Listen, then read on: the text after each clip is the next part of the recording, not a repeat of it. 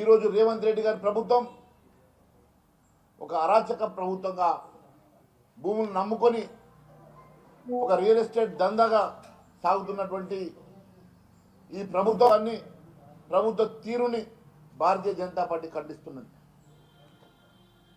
మరి భూములు అమ్ముతే కానీ ప్రభుత్వం నడపలేమన్న పరిస్థితిలో ఈరోజు చివరకు యూనివర్సిటీ భూములను సైతం మొదలకుండా వందల వేల ఎకరాల భూమిని అమ్మి రియల్ ఎస్టేట్ దందా చేయడానికి మాత్రమే ప్రభుత్వం ఏర్పడ్డట్టుగా ఉన్నది. ప్రజాపాలన గాలి కొదిలేసి ప్రజలకు ఇచ్చినటువంటి అనేకమైనటువంటి హామీలను గాలి కొదిలేసి కేవలం పోలీసుల నిర్బంధంలో ఈ రాష్ట్ర ప్రభుత్వం కొనసాగుతుందంటే ఇంతకన్నా దౌర్భాగ్య పరిస్థితి ఇంకొకటి లేదు. ఈరోజు భారతీయ జనతా పార్టీ ఎమ్మెల్యేలు సెంట్రల్ యూనివర్సిటీని విజిట్ చేద్దామని స్వచ్ఛందంగా ప్రజాస్వామ్య పద్ధతిలో సందర్శించడానికి వెళ్తూ ఉంటే ఎక్కడికక్కడ మా ఎమ్మెల్యేలను నిర్బంధించి మా ఎమ్మెల్యేలను హౌస్ అరెస్ట్ చేసి నన్ను కూడా ఈరోజు ఇంట్లో హౌస్ అరెస్ట్ చేసి బయటకు వెళ్ళనీయకుండా అరెస్ట్ చేయడం ఇది శోచనీయం. ఎంతకాలం ఈ రకంగా మీరు అదుపు చేస్తారు? ఎంతకాలం మమ్మల్ని ఆపుతారని చెప్పి నేను ప్రశ్నిస్తున్నా. ఖచ్చితంగా వెళ్తాం. సెంట్రల్ యూనివర్సిటీ భూములు అమ్మకుండా ఆ విద్యార్థులకు అండగా నిలబడతాం. సెంట్రల్ యూనివర్సిటీయే కాదు, ఈ తెలంగాణ రాష్ట్రంలో ఉన్న ప్రతి యూనివర్సిటీని సందర్శిస్తాం. ఈరోజు సెంట్రల్ యూనివర్సిటీకి పట్టిన గతి రేపు అన్ని యూనివర్సిటీలకు పట్టబోతుంది. ఈరోజు సెంట్రల్ యూనివర్సిటీ భూములు అమ్ముతారు, రేపు ఉస్మానియా యూనివర్సిటీ భూములు అమ్ముతారు, కాకతీయ భూములు అమ్ముతారు, అంబేద్కర్ యూనివర్సిటీ భూములు అమ్ముతారు. రేపు ఈ రాష్ట్రంలో తెలంగాణ యూనివర్సిటీ భూములతో పాటు ఈ రాష్ట్రంలో ఎక్కడ భూములు ఉంటే అక్కడ భూములు అమ్ముకొని తెగ నమ్ముకొని ఈ రాష్ట్రాన్ని మేము అరాచకమైన పాలన చేస్తామంటే ఎట్టి పరిస్థితుల్లో భారతీయ జనతా పార్టీ ఊరుకునే సమస్య లేదని చెప్పి నేను తెలియజేస్తా ఉన్నాను. ఈరోజు భారతీయ జనతా పార్టీ విద్యార్థుల పక్షాన విద్యార్థులకు అండగా ఉందామని అక్కడ సమస్యలు తెలుసుకోవడానికి మేము ఎమ్మెల్యేలను సందర్శించడానికి వెళ్తుంటే ఎక్కడికక్కడ అరెస్టు చేయడం ఇది చాలా బాధాకరం, శోచనీయం, ఇది అరాచకం అని చెప్పి నేను తెలియజేస్తా ఉన్నాను. అంతేకాదు నేను ఈరోజు భారతీయ జనతా పార్టీ పక్షాన మేమందరం అన్ని యూనివర్సిటీలు విజిట్ చేస్తాం, అందరు విద్యార్థులు చైతన్యవంతం చేస్తాం. ఇలాంటి భూముల వేలం చేయడం, భూముల నమ్మకం, యూనివర్సిటీ భూముల జోలికి వెళ్తే ఊరుకునే సమస్య లేదు. అవసరమైతే రాష్ట్ర వ్యాప్తంగా విద్యార్థి లోకాన్ని వారికి అవేర్నెస్ తీసుకొచ్చి మరి విద్యార్థి లోకం ద్వారా ఖచ్చితంగా ఆ భూములను అమ్మకాన్ని ఆపడానికి ఉద్యమం సైతం చేయడానికి మేము సిద్ధంగా ఉన్నామన్న సంగతి తెలియజేస్తా ఉన్నా. ఈరోజు మేము మొన్ననే చెప్పిన యూనివర్సిటీలో అసెంబ్లీ జరగగా కూడా ఈ భూముల అంశం లోపల బీజేవైఎం చేస్తున్నటువంటి ధర్నాకు నేను మద్దతు ఇవ్వడానికి వెళ్తే నన్ను సైతం అసెంబ్లీ జరిగేటప్పుడు అరెస్ట్ చేశారు. ఈరోజు మళ్ళీ యూనివర్సిటీ వెళ్ళడానికి నేను ప్రయత్నిస్తే మళ్ళీ ఈరోజు నిర్బంధించి నన్ను హౌస్ అరెస్ట్ చేశారు. నేను ఒకటే అడుగుతా ఉన్నాను, ఎంతకాలం అరెస్టు చేస్తారు? ఎంతకాలం మమ్మల్ని ఆపుతారు? ఖచ్చితంగా రేపు రాబోయేది భారతీయ జనతా పార్టీ ప్రభుత్వం. ఎట్టి పరిస్థితుల్లో ఊరుకునే సమస్య లేదు. ఈ భూములు కొనడానికి ఏ వ్యాపారవేత్త కూడా ముందుకు రావద్దని మీ ద్వారా నేను అప్పీల్ చేస్తా ఉన్నాను. ఇది విద్యార్థి లోకం విద్యార్థుల కోసం గతంలో పార్లమెంట్లో యాక్ట్ చేసి మరి ఈ యూనివర్సిటీని తెలంగాణ రాష్ట్రానికి ఇచ్చిన సంగతి గుర్తు చేస్తున్నా. 1969లో తొలి తెలంగాణ ఉద్యమంలో 369 మంది పోలీసు తూటాలకు బలైతే ఆ రోజు వారి పాపాన్ని కడిగేసుకోవడానికి పార్లమెంట్లో యాక్ట్ పెట్టి తెలంగాణకు ఒక యూనివర్సిటీ ఇచ్చిండ్రు. అదే యూనివర్సిటీ ఈరోజు హైదరాబాద్ సెంట్రల్ యూనివర్సిటీ. ఆ రోజు 1970లో ఇందిరాగాంధీ గారు వచ్చినప్పుడు ఇక్కడ 2300 ఎకరాల భూమి, ఇది 2300 ఎకరాల భూమి, ఇది సెంట్రల్ యూనివర్సిటీ భూమని, ఈ భూమి అంతా కూడా ఇక్కడ గ్రీన్ ఆక్సిజన్ కోసం ఇక్కడ కేటాయించామని, ఈ యూనివర్సిటీ భూములని దీన్ని కాపాడుకోవాలని చెప్పి వారు చెప్పారు. మరి కాంగ్రెస్ అంటేనే మాట తప్పడం కాబట్టి కాంగ్రెస్ ఇచ్చిన మాట ప్రకారం 2300 ఎకరాల భూమిని ఈరోజు ఏదో ఒక రకంగా అమ్ముకోవడానికి ప్రభుత్వం చూస్తున్నది. నేను ఒకటే అడుగుతా ఉన్నాను, ఆ రోజు ఇందిరాగాంధీ గారు చెప్పినట్టు 2300 ఎకరాల భూమి మరి ఆ రోజు కేవలం మీరు రికార్డులకు ఎక్కినందుకు ఈరోజు ఆ భూములు వాళ్ళే కావని మేము తెగ నమ్ముకుంటామని చెప్పేసి తెగేసి చెప్పడం ఇది బాధాకరం. యూనివర్సిటీ భూములు మరి ఈ 369 మంది తెలంగాణ అమరవీరులు బలైనందుకు ఆ రోజు పార్లమెంట్లో యాక్ట్ పెట్టి ఈ యూనివర్సిటీని ఎస్టాబ్లిష్ చేస్తే ఈ యూనివర్సిటీ భూములు తెగ నమ్ముకుంటా ఉన్నారు. ఉగాది రోజు విద్యార్థులందరూ కూడా మా భూములు కాపాడుకోవాలని, మా యూనివర్సిటీ భూములు మాకే ఉండాలని, ఇది పారిశ్రామికవేత్తలకు ఇక్కడ అమ్మకూడదని వారు ప్రజాస్వామ్య పద్ధతిలో ఉద్యమం చేస్తే వారందరి మీద విచక్షణ రహితంగా లాఠీచార్జ్ చేసి వారందరినీ కూడా ఇష్టానుసారంగా బట్టలు చింపి భౌతిక దాడి చేసి దాదాపు 200 మంది విద్యార్థులను అరెస్టు చేసి వారి మీద కేసులు పెట్టడం ఇది బాధాకరమని తెలియజేస్తా ఉన్నాను. నేను ఒకటి అడుగుతా ఉన్నా, ఈరోజు తల్లిదండ్రులు పిల్లలు చదువుకుంటారని ఒక యూనివర్సిటీకి పంపిస్తే, చదువుకొని యోగ్యులైతారని యూనివర్సిటీకి పంపిస్తే ఆ యూనివర్సిటీలో ఈరోజు పోలీసు బలగాల మధ్యలో, పోలీసుల అరాచకాల మధ్యలో, పోలీసుల లాఠీ చార్జ్ మధ్యలో ఈరోజు యూనివర్సిటీ విద్యార్థులు జీవించే పరిస్థితి ఉన్నదంటే ఇంతకైనా అరాచకమైనటువంటి ప్రభుత్వం ఇంకొకటి ఉండదు అని తెలియజేస్తా ఉన్నాను. ఈరోజు టీఆర్ఎస్ ప్రభుత్వం బాటలోనే కాంగ్రెస్ ప్రభుత్వం నడుస్తున్నది. గతంలో టీఆర్ఎస్ ప్రభుత్వం చేసినటువంటి అరాచకాలే ఈరోజు కాంగ్రెస్ ప్రభుత్వం చేస్తున్నది. టీఆర్ఎస్ ప్రభుత్వంలో 1000 కోట్ల రూపాయల భూముల్ని అమ్ముకొని లక్షల కోట్ల రూపాయల భూముల్ని అన్యాక్రాంతం చేస్తే మరి మేమెందుకు చేయకూడదని ఈరోజు వారి బాటల్ని వీళ్ళు కూడా భూములన్నీ అమ్ముకోవడానికి, తెగనమ్ముకోవడానికి, రియల్ ఎస్టేట్ దందా చేయడానికి మాత్రమే ఈరోజు ఈ కాంగ్రెస్ ప్రభుత్వం అధికారంలోకి వచ్చినట్టుగా ఉన్నది.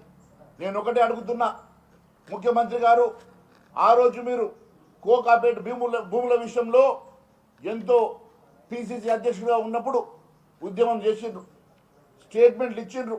చివరకు మీరు వెళ్ళి సిబిఐకి కరోనా సమయంలో కూడా సిబిఐ దగ్గరికి వెళ్ళి ఆ భూములను అమ్మొద్దని 2500 కోట్ల రూపాయలు విలువైనటువంటి భూముల్ని వారు టీఆర్ఎస్ వారి మిత్ర బృందానికి ఇస్తున్నదని ఆ భూములు కాపాడాలని మీరు ఉద్యమం చేశారు.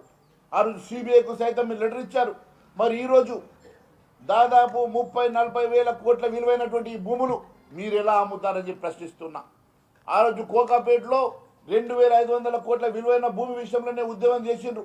ఈరోజు దాదాపు 30-40 వేల కోట్ల విలువైనటువంటి భూముల్ని ఏ రకంగా తెగనమ్ముకోవడానికి సిద్ధపడ్డారో మీరు ఈ సమాజానికి తెలియజేయాల్సినటువంటి అవసరం ఉన్నది. అంతేకాదు, నిన్న చూస్తే ఉగాది రోజు పిల్లలందరూ కొత్త సంవత్సరం వచ్చింది, వారి జీవితంలో కాంతులు నిండుతాయని చెప్పి ఎదురు చూస్తే కొత్త సంవత్సరం రోజు లాఠీ దెబ్బలతో స్వాగతం పలికారు.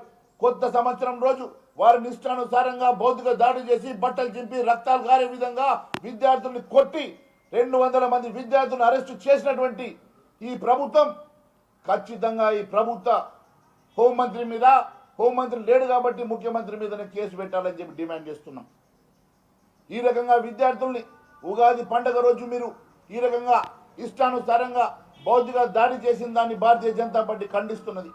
అంతేకాదు, ఈరోజు దాదాపు 60-70 జేసీబీలతోటి అక్కడ ఉన్నటువంటి వన్య ప్రాణులు ఉండగా అక్కడ ఉన్నటువంటి చెట్లను నరికేసి జేసీబీతో చదువు చేస్తూ ఉంటే జేసీబీతో ఎందుకు చదువు చేస్తున్నారు ప్రశ్నించినందుకు మీరు విద్యార్థులను అరెస్ట్ చేశారు.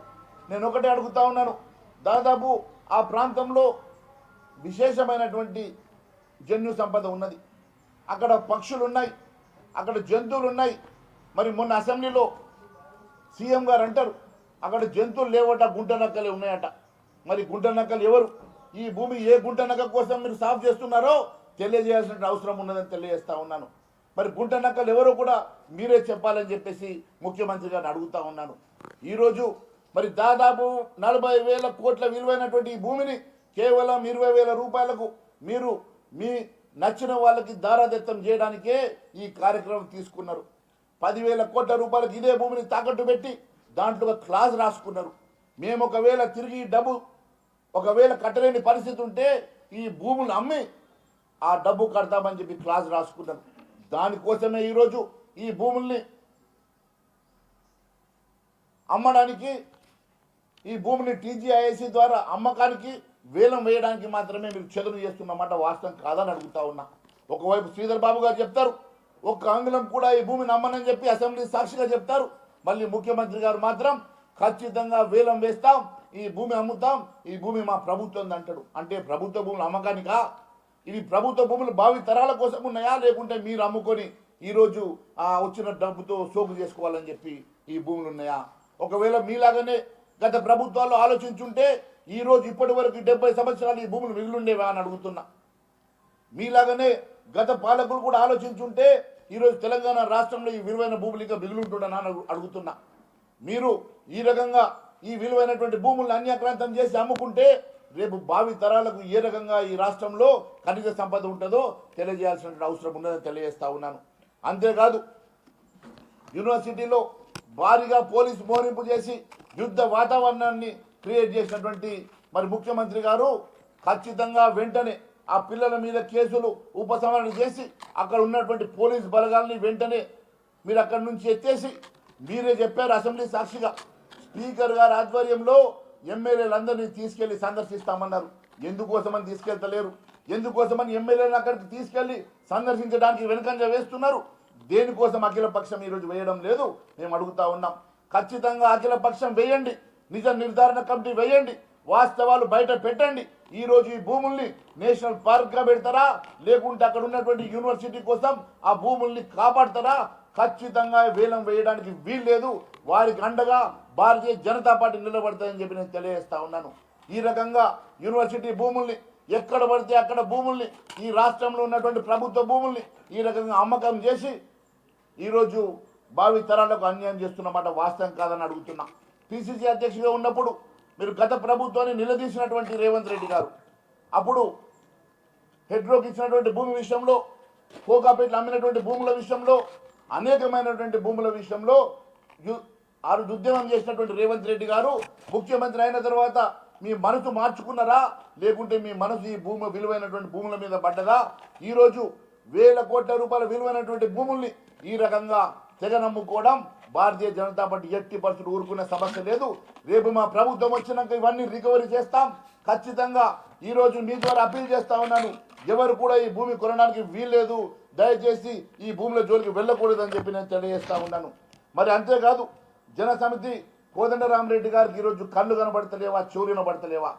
మరి సిపిఐ ఉద్యమం చేస్తామని చెప్పేటువంటి పూనంనేని గారు మీ వరకు విద్యార్థుల గోస వినబడతలేదా, లేకుంటే మీరు ఎందుకు కట్టడైపోయినారో మరి సమాజానికి తెలియాల్సిన అవసరం ఉందని తెలియజేస్తా ఉన్నాను.